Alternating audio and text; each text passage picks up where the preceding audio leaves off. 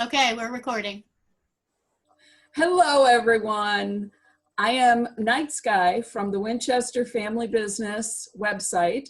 I'm here today talking with Dr. Lynn Zubernis, author of There'll Be Peace When You Are Done, her latest book on supernatural. Hi, Lynn. Hi. Thank you for bringing us into your home office. You are literally in my home office because that's the only place my laptop is apparently working right now. Right. Well, you have written several books about supernatural. Which is this number 8 for you? No, this is number 6 that is specifically on supernatural. Okay. Well, I know that your prior book was Family Don't End with Blood. And you've said previously that Jared Padalecki, gave you the idea for writing Family Don't End with Blood.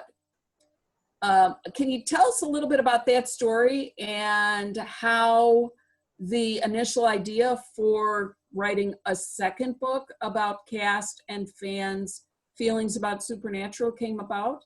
Yeah, it's kind of a weird story. So I had written the first 4 books about supernatural, and as a result of publishing those books, I had met so many fans who told me that reading those books, just because they were written by another fan who was really talking in a very genuine way about what fandom is about, and especially the supernatural fandom, that they felt really validated by those books, and that in some cases, their lives had been really changed, maybe by reading the books, but maybe just by what my experience has also been with the show and the fandom. So I was privileged to hear all these wonderful stories from fans. So I thought, I really need to do another book. I need to do a book, not that's written by me, but that includes all these great stories that I'm hearing from fans. So that was the original idea for Family Don't End with Blood. It was all about the fandom.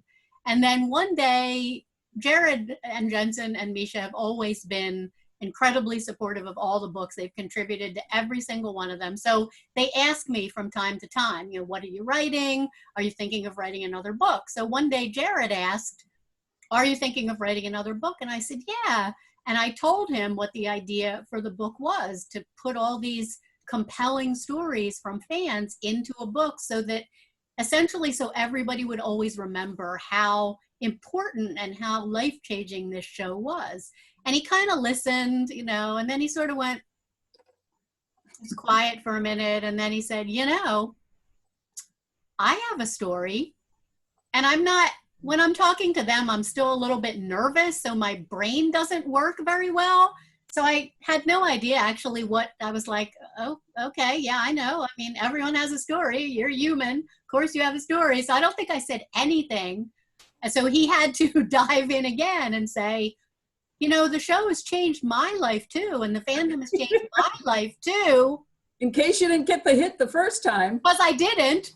And then finally the nervous wheels turned a little. And I was like, are you saying that you want to write a chapter for the book? And he was like, I think I am. So that's how that happened. And then when honestly, it had never occurred to me that I knew of course that they had been impacted, but it never occurred to me that they would really want to tell their story like that in a book. So then after he had said that, I thought, well, okay, maybe I should ask some of the other actors, maybe they want to write one too. Almost every single person I asked, Jensen said, yeah, Misha said yes. Almost everyone I asked said yes. So then it turned into a book of all those powerful fan stories still, but equally powerful stories from the cast who, unbeknownst to, I think, most of us, to me anyway, had been changed as powerfully as the fans had. Right. Well, what brought about the second book then? Because I know that you wanted to make it somewhat different from Family Don't End with Blood. Yeah. So the second book, actually the idea for the second book was to highlight some of the things in the show that I felt like didn't always get talked about and maybe didn't get talked about enough in Family Don't End with Blood. So one of those things was I really wanted to kind of shine a spotlight on the women of Supernatural, both the actresses who portray the female characters that have been influential, and also how the fandom, as largely women, not all women, certainly many who do not identify as women, but I wanted to look at what that meant for the show. And I thought of it at the time that Wayward Sisters, originally Wayward Daughters, was an idea. And I had a conversation with Kim Rhodes and Brianna Buckmaster about that. They wrote about that in Family Don't End with Blood. So I wanted to pick up that idea and run with it and do a book that focused on things that were not the exact same things talked about in Family Don't End with Blood. That was the original idea for the book. And I started doing a little bit of where I talked to some people about writing a chapter, but I was super busy and it felt like the show would go on forever. So I didn't really get very much done on that book. And then the show announced that it was ending. And so then I thought, oh, geez, well, this can't just, I don't want this just to be a book with the focus that I was thinking about, although I still think the idea of talking about the contribution of the women to the show and also just diversity and the importance of representation in general, I don't want to lose that focus, but I also want this to be the book that kind of celebrates the show as a whole and wraps it up and talks about what its legacy is going to be. So, legacy, right. Yeah, so There'll Be Peace When You Are Done became kind of a hybrid book, and I think if you read it, you can certainly see that original focus that's still very much there, but it also just celebrates the show as a whole and what it has meant to, again, the actors and the fans. Right, right. Well, you specifically tried to get contributors, both cast and fans, that were very different than Family Don't End with Blood. Mm-hmm. How did you pick these particular fans and cast members? How did you know their individual stories? Because there's so many and they're very, very diverse. Most, not all, but most are underrepresented groups. Yeah. How did you know all these stories and who to tap on the shoulder to get to write in peace?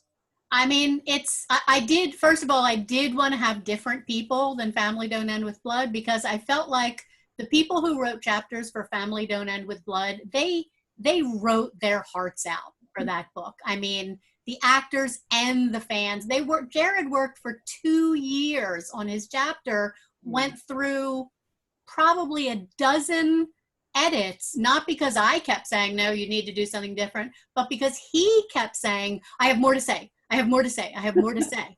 And that's how they all were. So I did not want to come back to them and say, I know you wrote your heart out 3 years ago, but can you do it again for me? And I also thought it would be helpful if we could hear from some of the people that we hadn't heard from. So I was very much thinking about the idea of representation and how important it is. And there's representation in the show, which is one thing, but there's also representation in a book that's about the show. And while many people could certainly see themselves in Family Don't End with Blood as fans, maybe they didn't see themselves in Family Don't End with Blood as themselves, as however they identify. So I really wanted to pick people who came from really diverse perspectives. And the wonderful privilege of having been in this fandom so long and writing books about it for so long is that, again, I have just heard so many people's stories. It's such a wonderful, wonderful privilege. I feel much like I do as a psychologist when I work with my clients. I always feel so privileged to hear their stories and to be witness to their stories. But the same thing has happened to me in the Supernatural fandom. So I did know a lot of people who had very compelling stories. And again, almost everyone who I asked, would you be interested in writing a chapter, wanted to do it. There were people who couldn't do it because by the time I got my button gear and really started working on this book, we had a ridiculously short timetable. So there were people who wanted to write chapters and just literally could not do it. But most of the people who could make it happen did make it happen. And I think so many people who are used to maybe not seeing themselves represented in media will see themselves in this book. And that's what we wanted. Right. And as you know, I wrote a review for it, which will accompany this interview on the Winchester Family Business website. And one of the things I mentioned was in reading it, how it expanded my perspective, and that every single story was from a viewpoint that I hadn't really considered before. And I really did think it expanded thinking as you went through each person's individual story that they may not have had a chance to tell before. Yeah. One of the things about There'll Be Peace When You Are Done is the actors who are writing their stories are not the lead actors or the mostly recurring actors. They're the smaller parts, and the maybe once was on once or twice or three times. So, you know, they didn't get a chance usually to talk to media. So I really liked that. Yeah, which just sort of goes to the whole theme of the book. I mean, the people who wrote, the actors who wrote chapters in Family Don't End with Blood were partly because of convenience. They were the actors who I knew the best because they were the ones going to conventions. But that's a subgroup of actors. Many of them have recurring roles. They're well known to the fans because they do conventions. They're well known to each other. But, you know, the whole idea of why representation is so important is that we really need to amplify voices that are not heard. I think everything that's happened in this society for the past 6 months, or I mean forever, but has been highlighted in the past 6 months, is about how important it is to hear from people who you don't often hear from. So while of course, I still wanted Jared Jensen have chapters, Misha has a special message, Richard Speight has a chapter, David Hayden Jones has a chapter. So there are certainly people, Lauren Tom, Julie McNiven, who had a pretty big part, but there are also actors who maybe you didn't even know their name. So you had no idea that they did have such an interesting perspective. Or maybe they played a character who, even though that character was only on one episode, I'm thinking of the Hunter husbands, those characters, having gay characters in a relationship that was so healthy and so normative and so validating to so many fans, maybe you didn't know their name, but you knew those characters and you knew that episode made a difference. So I knew those, I did know all these people, so I knew their stories, but I wanted to amplify their voices. And I think that worked. Now you mentioned that Jared, Jensen, and Misha, they did have chapters in Family Don't End with Blood and also in There'll Be Peace When You Are Done. How are their messages different in this second book? What did they talk about in this book that they didn't mention in the first one?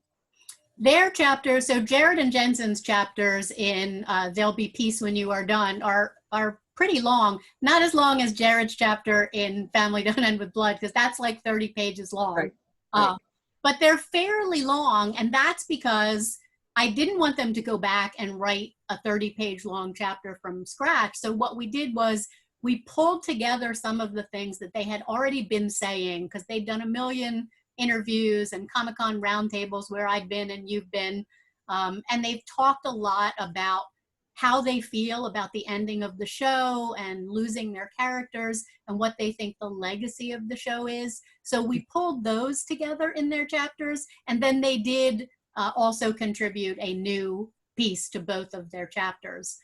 But that means that their chapters are really focused on the ending of the show. Whereas what they wrote in Family Don't End with Blood, the show was still ongoing. It was about their journey with the show, their personal relationship with the show and the fans.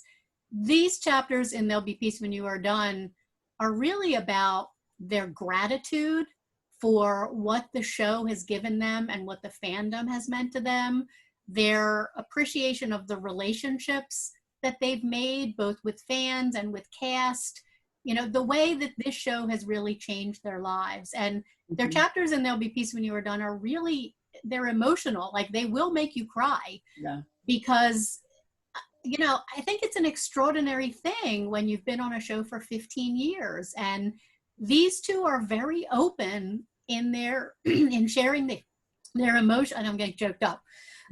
But I think it's just because I need to cough, not because I'm actually going to cry. But it is extraordinary that they wanted to be really open and kind of vulnerable and talking about how important this has been to them, and that this is going to be a loss for them. Even though they made the decision, these characters are part of them, and it's going to be really hard for them to say goodbye. So I think that really comes through in their chapters in There'll Be Peace When You Are Done. Yes, and I think it did too. I mean, as you said, I've heard them say a lot of those things, either in interviews with media or Comic-Con or whatever, but to hear it all pulled together into just the one question, you have all the time in the world that you want, you're not in a 3-minute round table or something. What is it you want to say when you have time to think about it and reflect on it, and it's going to be printed, forever? Yeah. What do you think the legacy is? So I thought it was very cool that came through. Yeah, and it was important to them that like all of that be sort of in one place. So fans really did understand it wasn't just important to us. It was equally important to them. And I think that was very important for them to get across. And then Misha, poor Misha, Misha so wanted to write his own chapter and make, he's written for 2 of our other books. So he's the only one who had already done 2 chapters, including a long one in Fan Phenomena Supernatural. But he really wanted to write this one too. And then he ended up with surgery. He ended up with working on a book of his own, 2 books actually, the cookbook and the poetry book. He Right. was, and they're trying to end the show. So he kept waiting. I'm going to write. And he didn't get to do it.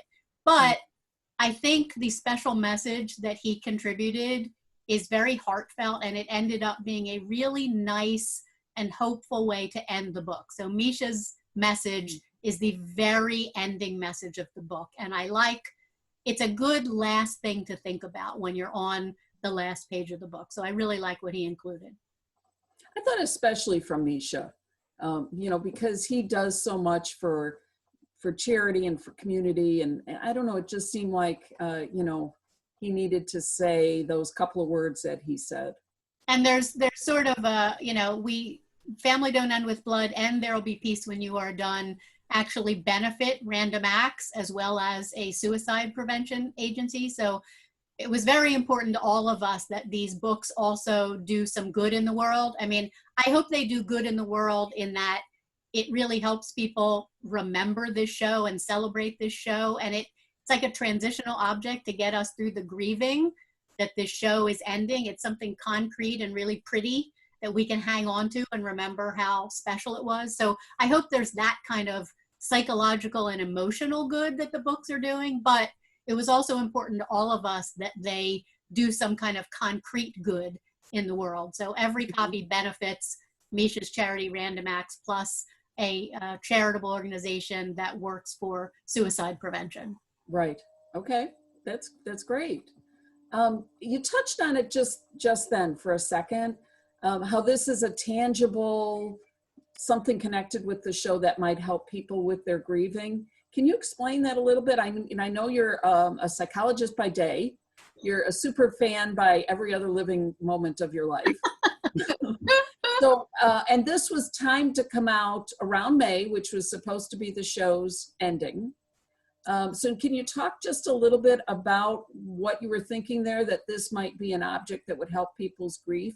Yeah. So coincidentally, as I was putting the book together, I was also teaching a graduate psychology course on grief and loss. So to say that I was really thinking about this in terms of all of the research about grieving and about loss would be an understatement. The thing about grief is that, number one, it is really hard when we have a loss and our grief is invalidated in some way. So when people have a loss and it's a deep loss, like it is for those of us who've been in this fandom, whether you've been in this fandom for 6 months or 15 years, this fandom becomes really important to people. It's a community, it's a support group, and this show is really important to people. We know that fictional characters inspire us and they comfort us and they provide a sense of familiarity that's really important to us when the rest of the world is in chaos, which, by the way, it is right now. So this is really important, and that makes the loss a big thing. But a lot of people, you know, you can't necessarily go to everyone in your everyday life and say, I'm bereft because a television show on the CW is going off the air. Right. So that lack of validation is really harmful to people and gets in the way of processing your grief. So number one, there'll be peace when you are done. That's what my introduction is all about. It's about, this is valid. I'm validating you. This is a loss. Here's why it's a big deal. And then the entire rest of the book is part of that validation, in that it says, yeah, it is special. It has been special. Read these 30-some people talking about why it's important and why it's special. So the book is very validating for someone who is losing this, which is important. And then secondly, it's really important for humans to have what we call transitional objects when we're trying to make an emotional transition. So it can literally be helpful having something physical when you are going through some kind of grieving. So while the book is available in audiobook, and for some people I know that's great, that's how they like to have books, it's also nice to have something you can pick up or you can keep on your nightstand, or you can open the pages and look at the color photos and the fan art and the photos of the actors and just kind of hold it to you, literally, physically. So in both those ways, we wanted this book. I mean, we busted our butts to get it to come out in May because we thought it was so important that fans have it when the show was ending. And then, of course, because Supernatural is unprecedented in every way possible, the show did not end in May, but the book was already in print. So it came out in May anyway. But I think it's finding its usefulness right now as fans are starting to deal with, hey, they are filming the last 2 episodes of the show. This time it's really going to end. Right, right. And you mentioned your introduction. In one of the differences I found between Family Don't End with Blood and There'll Be Peace is I cried a lot through Family Don't End with Blood. I mean, there were several chapters in there that were very emotional. Yeah. In There'll Be Peace, there were only a couple places that really got to me, but your intro was one of them. And I think it was the validation and what this means to you. And that by the end of it, I'm like, oh, okay, tissues. Yeah, let's just do that. Yeah. Yeah. And that's by design, because that's the validating your grief as you're reading, and that's me empathizing with you. But the rest of the book is kind of a celebration, because what we know actually gets us through the process of grief is when we're no longer just thinking about loss, we are also celebrating that wonderful thing that we had. You know, loss is only hard when there was something that we really cherished that was really wonderful. So the rest of the book is just a reminder of, this was extraordinary, this was life-changing, this was wonderful, let's celebrate it. So it's very uplifting. Do you have any fun stories or any uplifting stories from working with the cast while you were doing this, or the fans? But you know, people would probably identify more with stories from the cast. I mean, nothing totally specific comes to mind, except that for almost everyone, this ridiculous timetable that we had made everything ridiculous. So I was in a panic for 5 months straight, 24/7, all the time, constantly emailing and texting people, can you get me the edit tonight? Can you do this? And I'm sure that many people, when they saw my name in their inbox or on their phone, were like, oh, go away, Lynn. I don't ever want to hear from you again, because I had no choice but to be way more annoying than I was for Family Don't End with Blood. You did a chapter in Family Don't End with Blood, and I'm sure I annoyed you occasionally, but we had time. Like, I didn't have to text you every night saying, Lorena, where is my chapter? Where is it? I had to do that with fans and actors, and it was comical at times. It was quite comical at times. There were conversations that happened in ridiculous places, like at the Family Business Beer Company, where, you know, Jensen's trying to show us around some of the buildings, and I'm like, well, that's really nice, but can you just like go through and tell me what's that edit that you wanted to get? I mean, that should not have to happen, but I just didn't have any choice. Did anything surprise you when you got it back from the contributors? Definitely, definitely. Some of it is just this constant overarching surprise that this goes for both fans and actors, that I'm always really in awe of how personal people are willing to get. Yeah. You know, I mean, Right. this is a book. It's a book that's going to be physically printed and available around the world, and it's going to last a long time. So when you're writing about yourself, that's going in a book. And I'm always, always blown away at people's courage in knowing the only way for your story to be powerful for other people is for you to really get personal. So there were many times when I got a chapter in and I just sort of sat back for a while and just said, wow, like what a courageous person.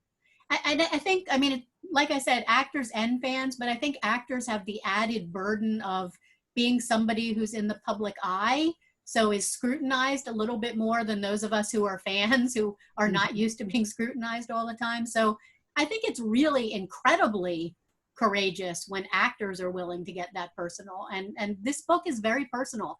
Every single actor who wrote a chapter is really delving into their own story, in things about their own identity, their own, cultural background, their own evolution in their profession. It's very powerful because it's very personal. Yeah, a lot of the chapters went into how their fears and their experiences in childhood uh, really shaped who they were as an adult and how they had to get through that. Several had great childhoods and then went into a very demanding in entertainment industry and had to adjust to that. So yeah, there wasn't really one theme that went through all of them. It was every story was very different. Yeah, I think, and that's part of that diversity that we were looking for. The perspectives are very different, so the stories are very different. But I think the unifying thing that runs through the entire book is that everybody has encountered some kind of challenge. You know, for some people, it was racial discrimination. For some people, it was trying to figure out who they were, maybe making a gender transition, maybe figuring out whether what you were in terms of your own sexuality, maybe, all kinds of things, maybe figuring out what you wanted to do with the rest of your life. But everybody had some kind of challenge. And because people came from such diverse perspectives, I think it's a very timely book because it's personal stories about a lot of the things that we're talking about and confronting in our culture right now. And the fact that they are all there in a book of personal stories shouldn't be surprising, but I think the diversity of those experiences did surprise me. And as well, beside groups that even were not underrepresented, that you would consider more of the privileged or whatever, there were several testimonials as to how they just had to. Hold on a second. Go ahead.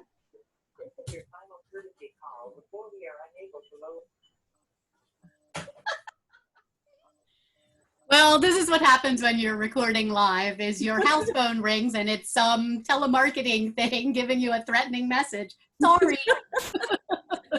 And that they probably will call me in 30 seconds. And we just got hung up by the last person, so we're on to you now. What I was saying was that there were some chapters and testimonials about how people that really grew up with every privilege that they could possibly want, but still didn't feel themselves and had to explore and come out as maybe a little bit more outgoing or a little bit more not taking the particular path that was expected of them career-wise. Or there was a lot of just that, not necessarily talking about society's pressures, but talking about discovering themselves and being comfortable in their own skin as being somebody different than you might be seeing, on TV or in your school or in your neighborhood or, wherever. Yeah, and those are the struggles that we don't know about in each other. right? Those are the struggles that are often invisible. You know, as a psychologist, these are the struggles we hear. So that doesn't surprise me and shouldn't surprise me, but they're often invisible to other people. And I think that was a lot of Family Don't End with Blood too, that especially actors who you sort of look at and put them on a pedestal and think, well, they're living a charmed life, like they're on Supernatural. This is the most incredible thing. But really, you don't know what the challenges that they're facing are. And actors aren't really encouraged to put those challenges out there. So the fact that both in Family Don't End with Blood and in There'll Be Peace When You Are Done, people who are in this profession were so personal and made themselves so vulnerable, I think is extraordinary. Well, the last question was that I had planned to ask you is, did writing the book or putting the book together change you in any way? I think every book that I have put together has changed me in some way. I mean, it's one of the, first of all, just writing my own chapters. I have at least a chapter, if not more, in every book. So, you know, too, as someone who writes and who contributed to the last book, that sort of confronting yourself gives you a lot more insight into yourself. Just sort of disciplining yourself to put it down on paper makes you confront yourself in a way that we often don't in everyday life. So that certainly has changed me. And that changed a lot of the contributors, which I feel good about. I had an email from Shoshana Stern, who wrote a fabulous chapter in There'll Be Peace When You Are Done, talking about how the process of writing her chapter for that book really made her think about her own journey in a different way, and also really kind of solidified her understanding of herself as a writer. And she had an essay published in the New York Times recently. So that's her. That's not on me. But the fact that writing that chapter gave her a launching pad to sort of do that was a change for her. And yeah, I think it did change me. I think it also, especially There'll Be Peace When You Are Done, changed the way I look at the show a little bit in a good way, because my focus until this last year of putting this book together, while, there's always criticism out there of the show, and certainly I agree with some of it. Certainly Supernatural hasn't been a paragon of representation. I don't think anybody would say that. But I think in being used to looking at it in that way, which is a little bit of a negative way, a critical way, which we as reviewers and writers do, sometimes you miss the fact that it's also important when evolution is slow and imperfect and is dragging its feet, and yet it's happening. So it pushed me to look at the show and what it has done in terms of its evolution in diversity and representation, and in reading people's stories to realize, even though it's slow, even though it's imperfect, it has nevertheless been really impactful for people. So I think that has helped me. I'm very impatient for change. There's a reason why I go to Misha Collins every town hall. I want change. I want to see it happen. I want to fix the world and do good in the world. And I can get impatient. And I think this book reminded me that sometimes change and evolution are slow, but nevertheless, that change is impactful. Well, that's beautiful. That's really nice. Where can people find you and your book? On websites or on social media? They can find me on all social media at FangasmSPN, on Instagram and Twitter and Facebook, etc.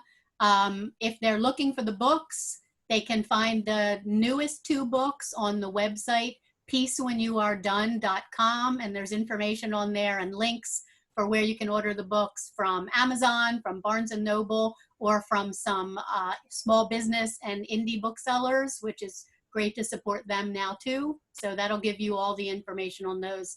All the other books are all available on Amazon.